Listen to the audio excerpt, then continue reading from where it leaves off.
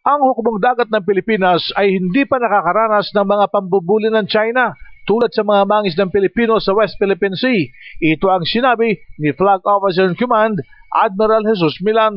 Except receiving reports on some aggressive behaviors experienced by our local fishermen, but for our ships, yung ating military, I don't think wala naman tayong na-encounter na. Inamin naman ni Milan na tulad sa ginawa ng China sa piloto ng eroplano ng Estados Unidos ay naranasan na rin ng kanilang mga piloto ang kinukonsiderang pattern of behavior ng China sa West Philippine Sea. The pattern of behavior that we experienced was also increased by the US.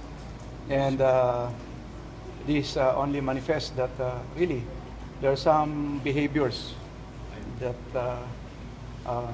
you may say aggressive.